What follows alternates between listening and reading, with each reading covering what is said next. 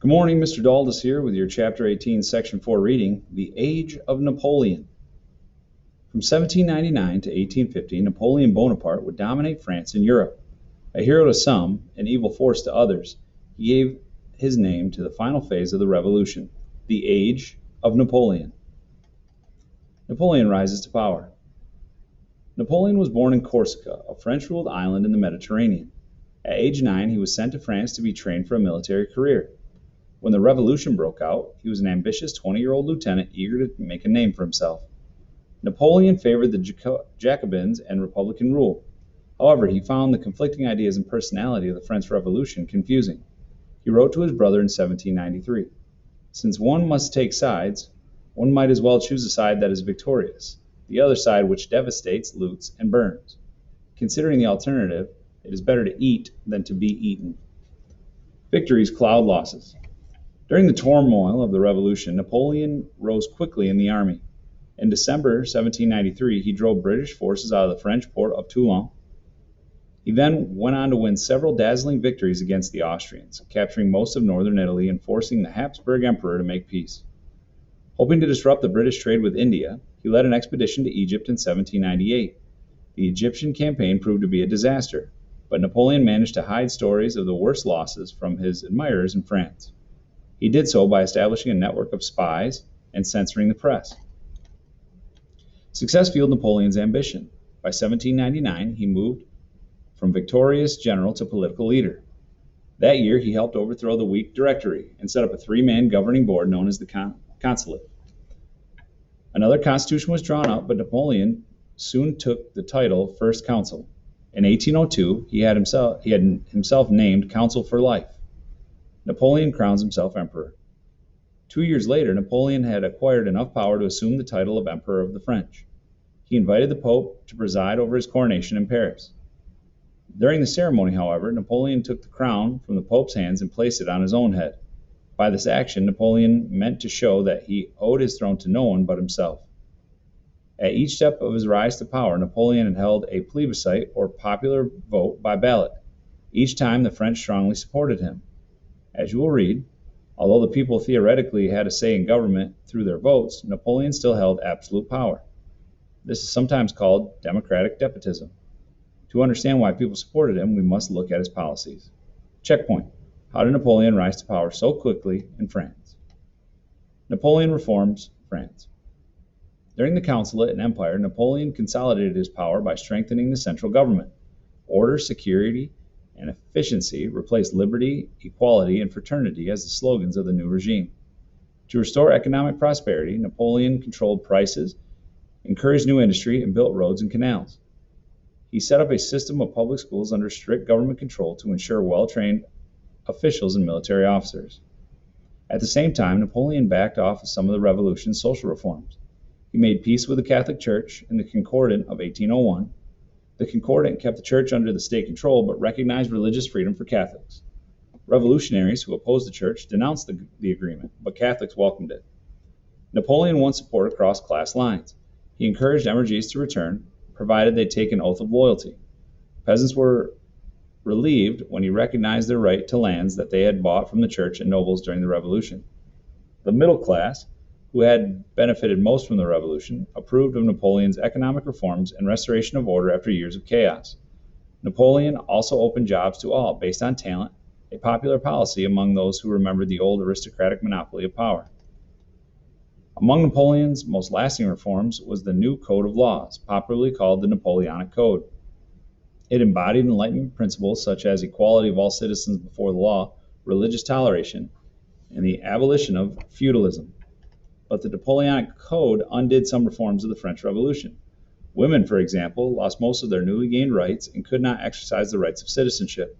Male heads of household regained complete authority over their wives and children. Again, Napoleon valued order and authority over individual rights. Checkpoint.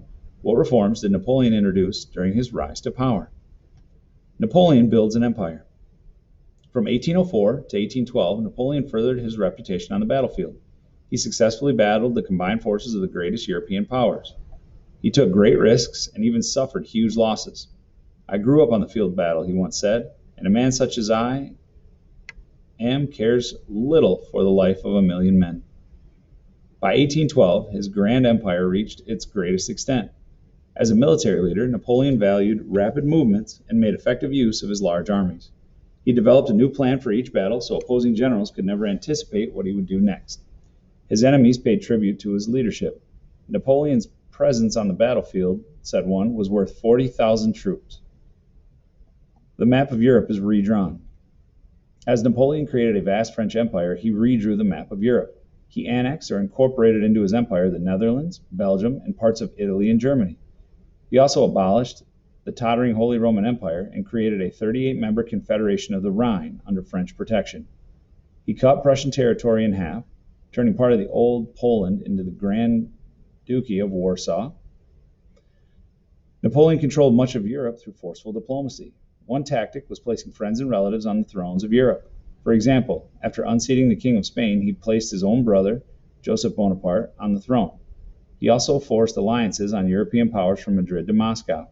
At various times, the rulers of Austria, Prussia, and Russia reluctantly signed treaties with the Corsican ogre, as the monarchs he overthrew called him. In France, Napoleon's success boosted the spirit of nationalism. Great victory parades filled the streets of Paris with cheering crowds. The people celebrated the glory and grandeur that Napoleon had gained for Europe. Napoleon strikes Britain. Britain alone, of all the major European powers, remained outside Napoleon's European empire. With only a small army, Britain relied on its sea power to stop Napoleon's drive to rule the continent.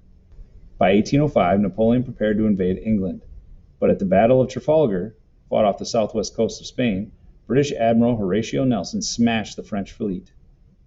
With the invasion ruled out, Napoleon struck at Britain's lifeblood, its commerce. He waged economic warfare through the continental system, which closed European ports to British goods. Britain responded with its own blockade of European ports. A blockade involved shutting off of ports to keep people or supplies from moving in or out. During their struggle, both Britain and France seized neutral ships suspected of trading with the other side. British attacks on American ships sparked anger in the United States and eventually triggered the War of 1812.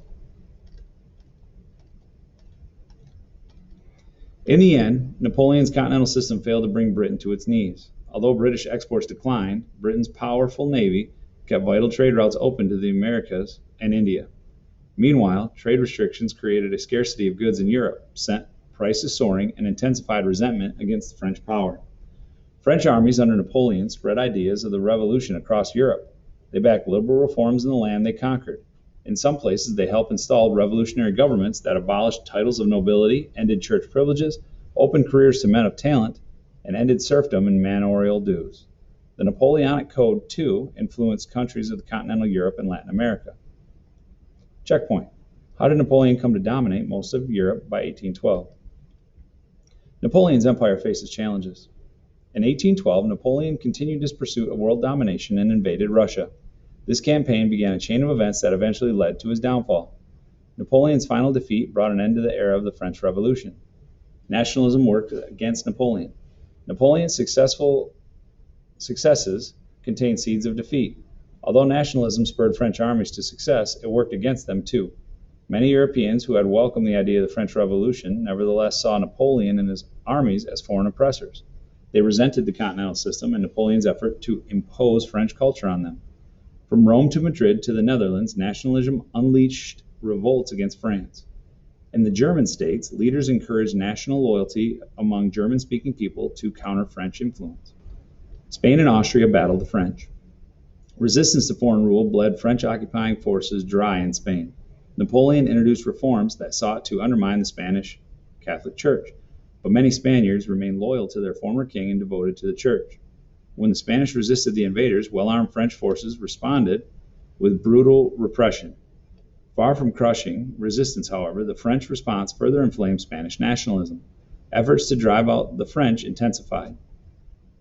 Spanish patriots conducted a campaign of guerrilla warfare, or hit-and-run raids against the French. In Spanish, guerrilla means little war. Small bands of guerrillas ambushed French supply trains or troops before retreating to the countryside. Those attacks kept large numbers of French soldiers tied down in Spain when Napoleon needed them elsewhere. Spanish resistance encouraged Austria to resume hostilities against the French. In 1805, At the Battle of Austerlitz, Napoleon had won a crushing victory against the Austro-Russian army of superior numbers. Now, in 1809, the Austrians sought revenge. But once again, Napoleon triumphed, this time at the Battle of Wagram. By the peace agreement that followed, Austria surrendered lands populated by more than 3 million subjects. The Russian winter stops the Grand Army. Tsar Alexander I of Russia was once an ally of Napoleon. The Tsar and Napoleon planned to divide Europe if Alexander helped Napoleon in his continental system.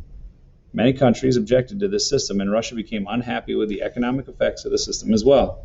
Yet another cause for concern was that Napoleon had enlarged the Grand Duchy of Warsaw that bordered Russia on the west. These and other issues led the Tsar to withdraw his support of the continental system. Napoleon responded to the Tsar's action by assembling an army with soldiers from 20 nations known as the Grand Army. In 1812, with about 600,000 soldiers and 50,000 horses, Napoleon invaded Russia. To avoid battles with Napoleon, the Russians retreated eastward, burning crops and villages as they went.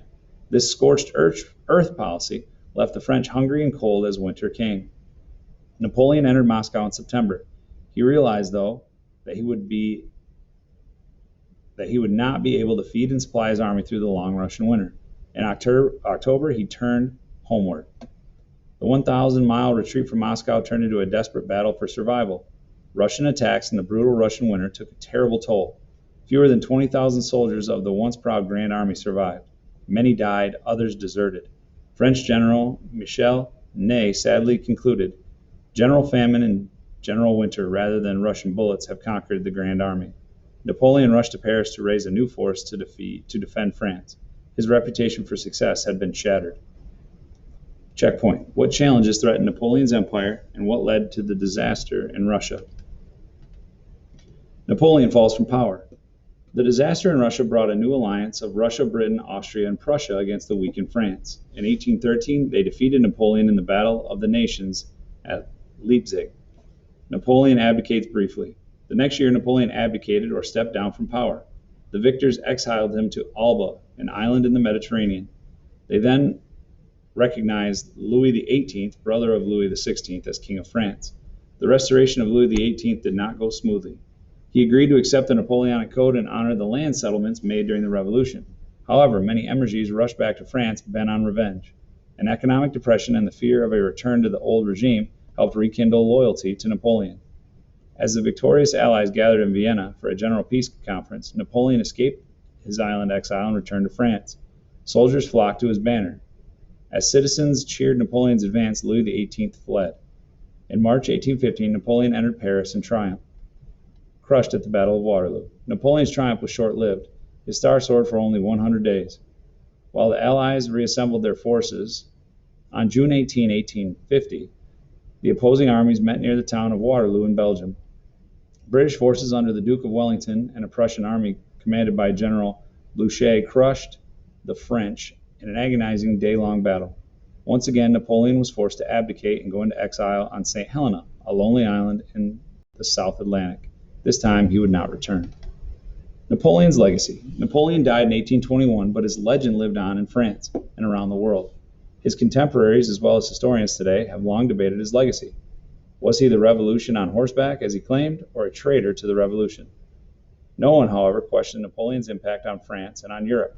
The Napoleonic Code consolidated many changes in the revolution. The France of Napoleon was a centralized government state with a constitution. Elections were held with expanded, though limited, suffrage. Many more citizens had right to property and access to education than under the old regime. Still, French citizens lost many rights promised so fervently by Republicans during the convention.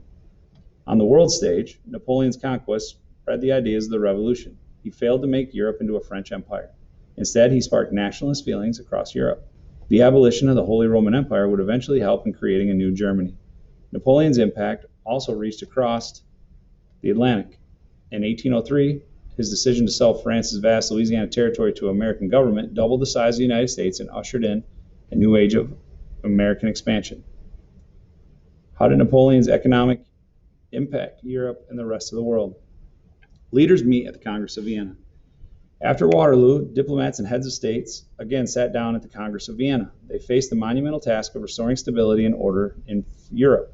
After years of war, The Congress met for 10 months, from September 1814 to June 1850. It was a brilliant gathering of European leaders. Diplomats and royalty dined and danced, attended concerts and ballets, and enjoyed parties arranged by their host, Emperor Francis I of Austria.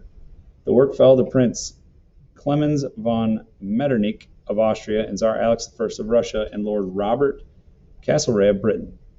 Defeated France was represented by Prince Charles Maurice de Talleyrand. Congress strives for peace. The chief goal of the Vienna decision makers was to create a lasting peace by establishing a balance of power and protecting the system of monarchy. Each of the leaders also pursued his own goals. Metternich, the dominant force at the Congress, wanted to restore things the way they were in 1792. Alexander I urged the Holy Alliance of Christian monarchs to suppress future revolutions. Lord Castlereagh was determined to prevent a revival of French military power. The aged diplomat Talleyrand shrewdly played the other leaders against one another so France would be accepted as an equal partner. The peacemakers also redrew the map of Europe. To contain French ambitions, they ringed France with strong countries. In the north, they added Belgium and Luxembourg to Holland to create the Kingdom of the Netherlands. To prevent French expansion eastward, they gave Prussia lands along the Rhine River. They also allowed Austria to reassert control over northern Italy.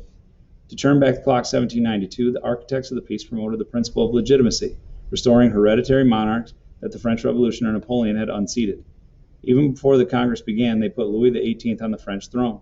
Later, they restored legitimate monarchs in Portugal, Spain, and other Italian states. Congress fails to see traps ahead. To protect the new order, Austria, Russia, Prussia, and Great Britain extended their wartime alliance into a post-war era. In the Quadruple Alliance, the four nations pledged to act together to maintain the balance of power and to suppress revolutionary uprisings, especially in France. Another result of the Congress was a system known as the Concert of Europe, in which the powers met periodically to discuss any problems affecting the peace of Europe. The Vienna statesmen achieved their immediate goals of creating a lasting peace. Their decision influenced European politics for the next 100 years. Europe would not see war on the Napoleonic scale until 1914. They failed, however, to foresee a powerful new forces, such as the nationalism, would shake the foundation of Europe and Latin America in the next decades. Checkpoint. Explain the chief goals and outcome of the Congress of Vienna. That's it for Section 4. Thanks for listening. Have a great day.